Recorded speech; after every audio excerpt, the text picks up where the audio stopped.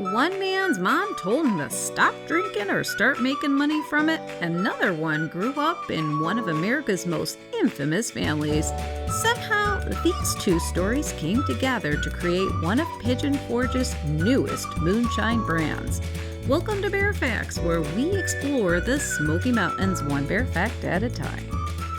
Just behind the Island Wheel and right off of Teaster Lane next to the Hulk Hogan store is one of Pigeon Forge's newest moonshine hotspots. It's called the Moonshine Depot, and the story behind this place is just as interesting as the moonshine itself. This summer, the Devil's Lightning was revealed at the Moonshine Depot. Though a new brand of moonshine, the families and stories behind it are beyond fascinating.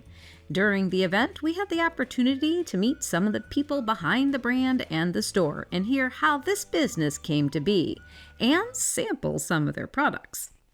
Now, it probably won't surprise some of you that I'm not from the Smokies, so walking into the Moonshine Depot felt like stepping into the middle of a conversation that had started years before I arrived.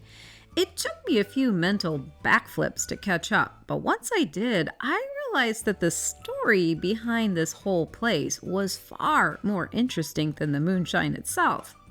So here's the short version. The Moonshine Depot is one of Pigeon Forge's newest moonshine distributors, owned by none other than a third-generation Hatfield. Yes, a genuine Hatfield from the infamous Hatfield and McCoy feud, the very rivalry now immortalized in the dinner show on the Parkway.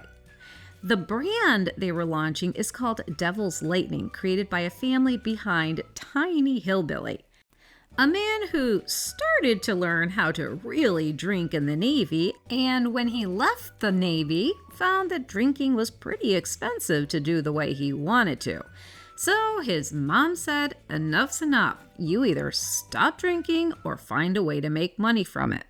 So, like any good Southern boy, Neil knew one thing: you don't ignore Mama's advice. So he took that advice to heart, and he started experimenting with homemade beer and wine, learning something from every batch along the way. But before long, he discovered the craft that truly captured his attention: moonshine. So, Tiny Hillbilly, or as his mother calls him when she's really mad, Neil Roberson, is the man behind the moonshine madness. Along with Ben Miller and an entire family of hardworking Appalachians, they turned one mother's ultimatum into a business, building this brand from the ground up. Or maybe we should just say from the cornstalk up. Haha, get it?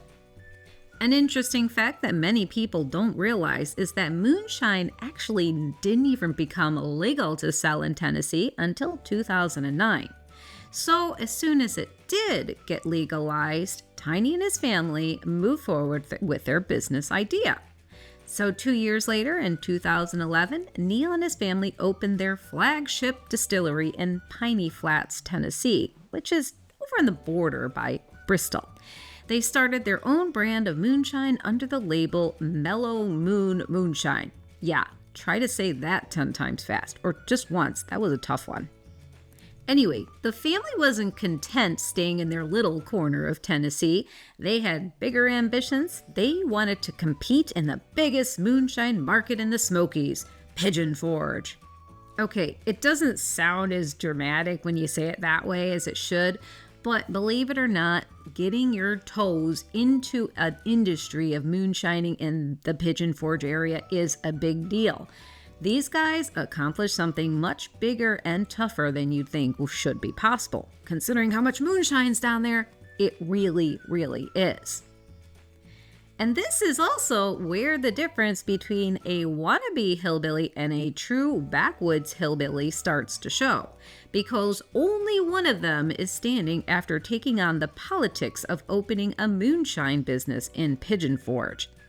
Neil and his family quickly discovered that making moonshine was actually the easy part. The real challenge was surviving the federal regulations, state licensing, local permits, taxes, distribution agreements, and of course, the other moonshine companies that are all competing for the same market of people. So, according to Neil, the politics that came up with breaking into one of the most competitive moonshine markets in America was probably the hardest thing they had to do. It turns out that turning corn into whiskey is a whole lot easier than turning a dream into a business.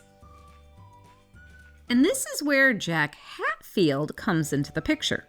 Jack is a third-generation member of the famous Hatfield family, whose name has become synonymous with the Appalachian history.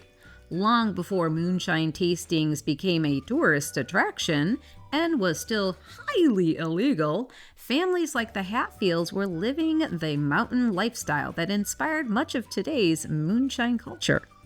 There's certainly an irony to all this. Families with deep Appalachian roots, whose ancestors were connected to the history of the mountain moonshining, now found themselves fighting modern regulations, licensing requirements, and political hurdles just to legally sell a product that built on that same heritage.